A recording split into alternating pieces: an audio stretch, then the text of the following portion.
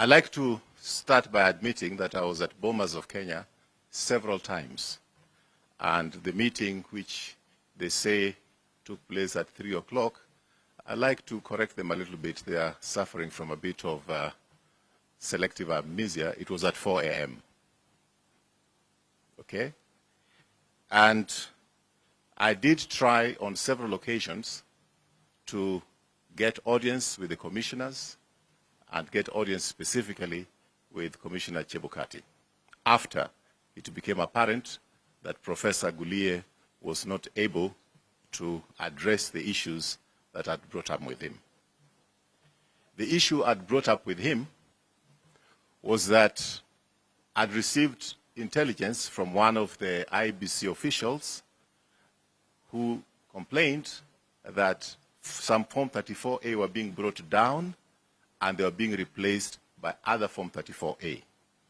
He was not able to know exactly the location from which this was happening, but he brought it to me once, first time, and I reported this to the DCI, who dispatched officers to have an interview with this person.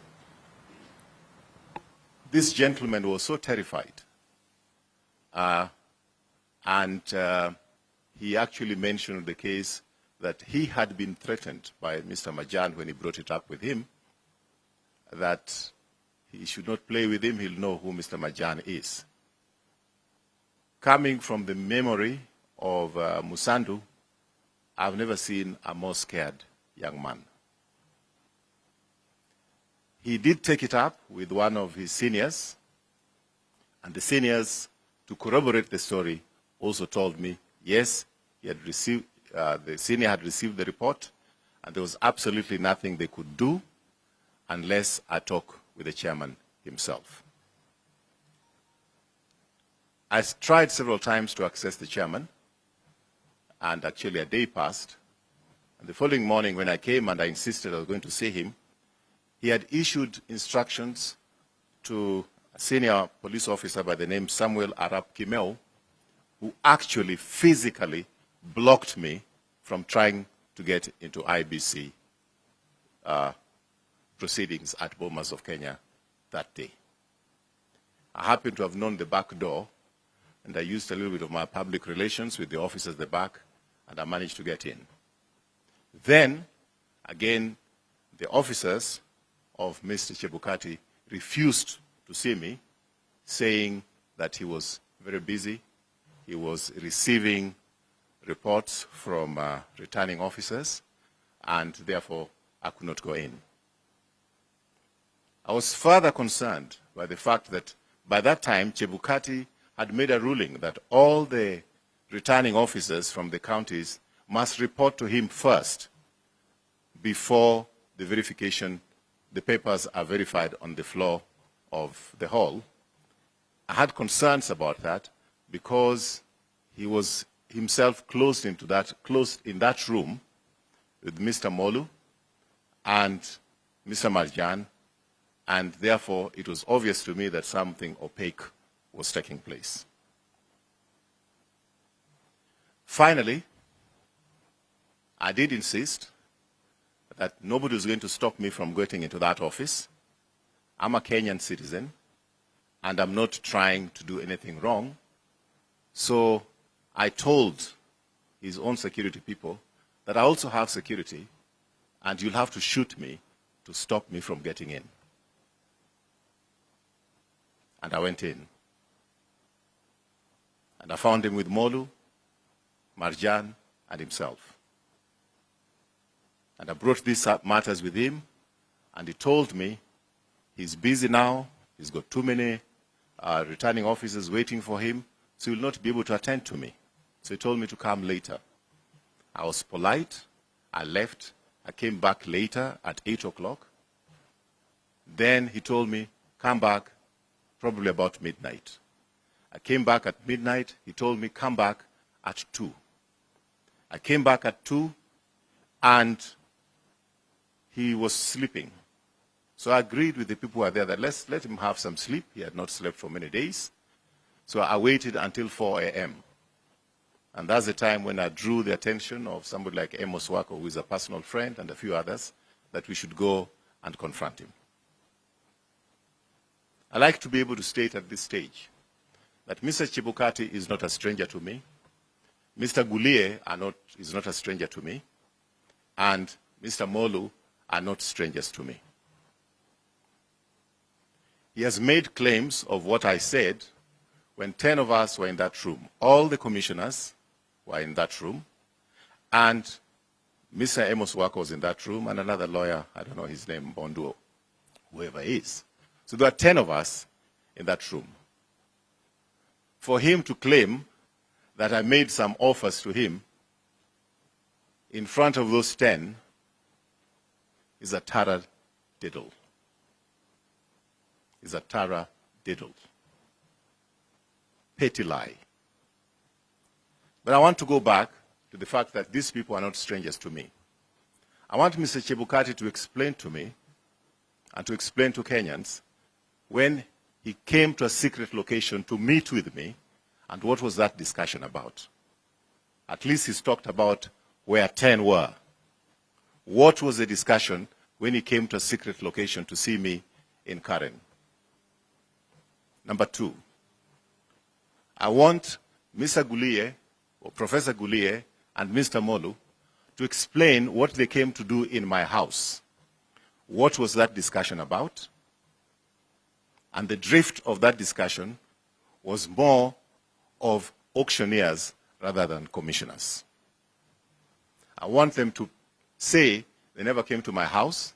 I will make the CCTV cameras available at my house so that those can be investigated by the DCI, whether I'm saying the truth or not. Because to my house, they came.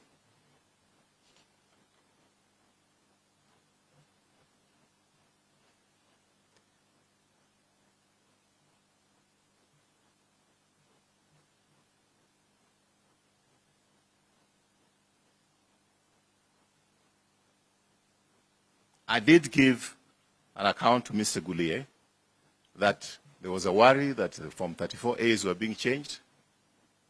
And he told me that there's nothing he can do. He is not the returning officer. Mr. Chebukati is the returning officer. So I should go and talk to Chebukati. Yet he was on the floor when there were all kinds of strange excuses. There were the lights, the lights which were supposed to be shown on the documents. What do you call those lights? Yeah? UV lights.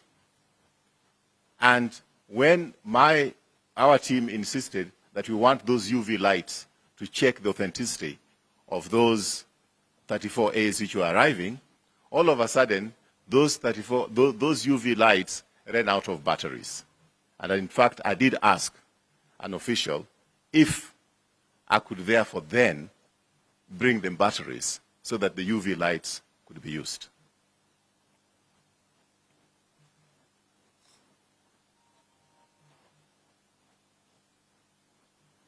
So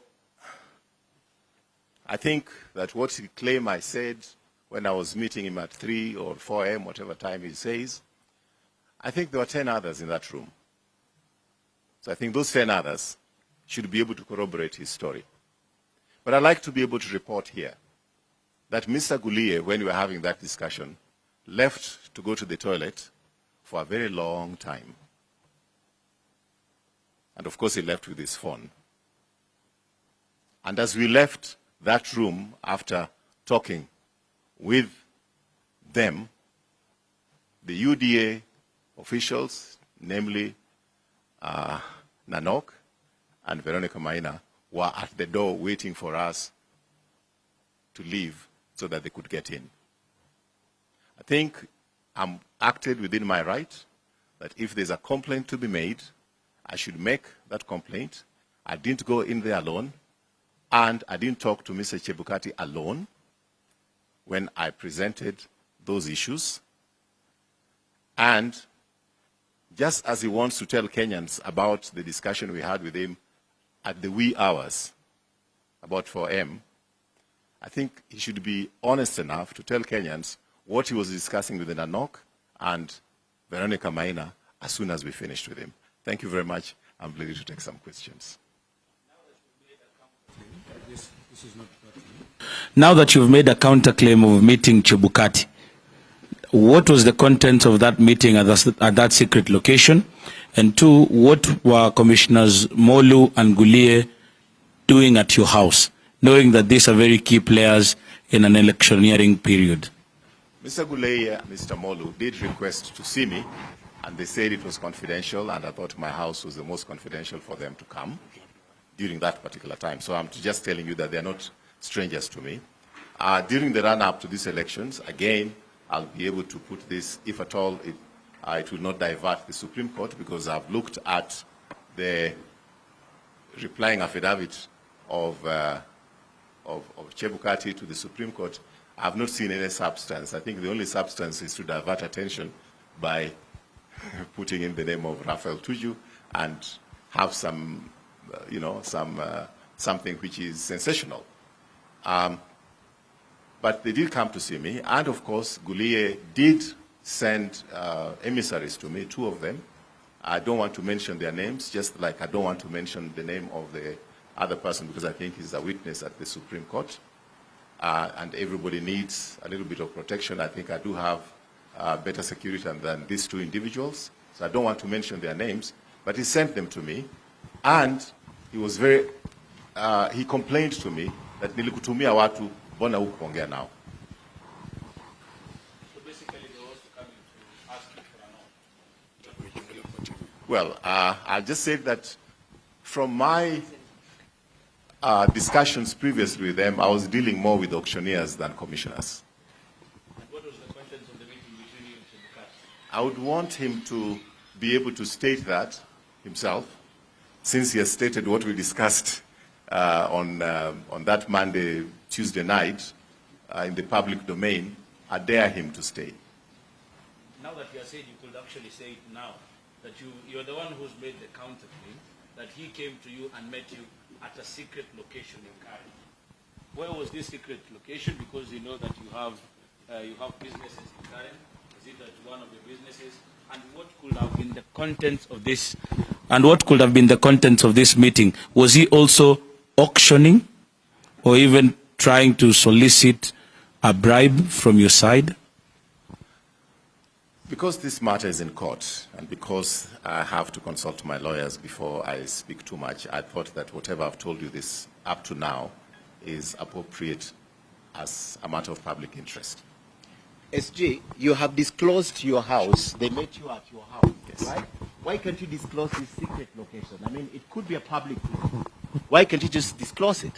You disclose your house. My house, I can disclose. A secret location may be belonging to somebody else. It is not appropriate for me to expose that.